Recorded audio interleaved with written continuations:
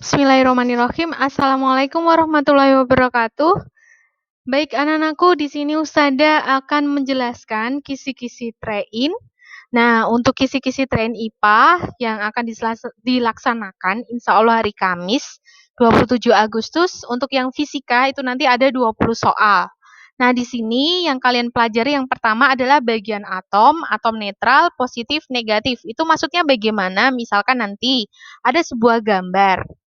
Atom netral kalian tahu kan pengertian atom netral, jumlah proton sama dengan jumlah elektron. Berarti misalkan digambar, misalkan ada protonnya cuma satu, berarti nanti elektronnya satu. Protonnya 2, berarti nanti elektronnya 2. Karena tadi jumlah proton sama dengan jumlah elektron. Kalau positif bagaimana? Positif kan dia kekurangan elektron, maka dia kelebihan proton. Artinya, misalkan digambar, positifnya ada 2. Karena positif tadi kekurangan elektron, berarti dia negatifnya 1. Kalau negatif bagaimana? Kebalikan seperti positif. Jadi, mohon untuk dicek kembali materi di blog saya. Kemudian yang kedua, interaksi muatan listrik. Interaksi muatan listrik, kalian tolong dipelajari di bagian tabel warna biru. Ada kaca ke kain sutra, kaca bermuatan positif, sutra bermuatan negatif, elektron pindah dari kaca ke kain sutra. Begitu juga dengan ebonit kain wol. Jadi kamu hafalkan salah satu saja, baik kaca ke sutra maupun ebonit ke kain wol.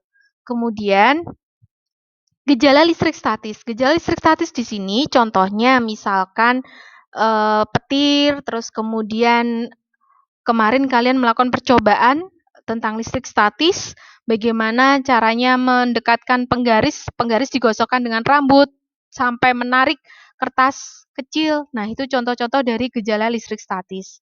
Kemudian ada hukum kolom. Hukum kolom nanti ada soal kaitannya yang pertama tentang rumus F sama dengan K, Q1, Q2 per R kuadrat, dan menghitung hukum kolom.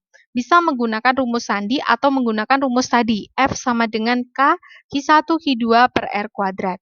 Kemudian nomor 5 dan 6, ini materi baru tapi insya Allah mudah dipahami tentang garis gaya listrik dan kuat medan listrik. Garis gaya listrik di sini, kalian lihat ya, di sini ada gambar tanda panah. Jadi intinya kalau muatan positif dia tanda panahnya keluar. Kalau muatan negatif tanda panahnya masuk. Kalau dia berlainan jenis maka dia akan tarik-menarik karena dari positif ke negatif. Kalian lihat di anak panah di sini misalkan di gambar 2, ternyata dia masuk, berarti dia muatannya negatif. Jadi nanti soalnya seperti ini. Jadi wujudnya gambar garis gaya listrik.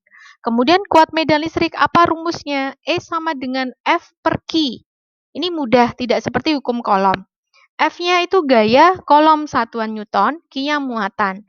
Kemudian bagaimana mencari F? Kalau mencari F, E kali Q. Ingat kalau perkalian silang ya, kalau posisinya miring seperti ini berarti dia dikalikan. Bagaimana mencari Q atau muatan? F dibagi E. Seperti itu. Jadi boleh kalian menggunakan rumus matematika yang segitiga itu atau dengan cara seperti ini tadi. Kemudian hewan listrik. Nah, kalau hewan listrik ini mohon dipelajari di blog saya, di blog IG.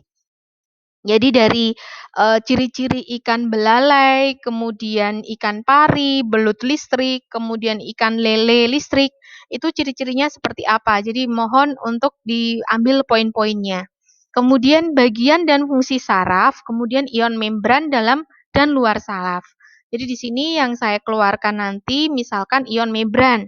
Nah, kalian lihat ya di gambar, ion membran di sini bagian dalam itu ada muatan positif sama negatif.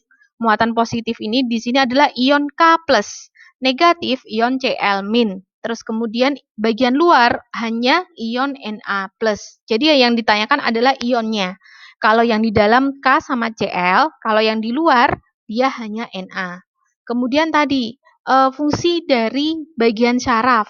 Nah, mau tidak mau kalian harus menghafalkan ini. Ambil inti-intinya saja. Dendrit, cirinya adalah dia bercabang. Fungsinya menerima impuls dari sel lain meneruskan ke badan sel. Jadi inti-intinya saja kamu pelajari. Kemudian myelin, ternyata dia adalah sumber loncatan muatan. mempercepat impuls. Terus kemudian ada sales squan, nodus Ranvier, tempat terjadinya tarik-menarik muatan listrik di membran sel saraf. Jadi mohon sekali lagi adik-adik untuk dipelajari bagian dan fungsi saraf.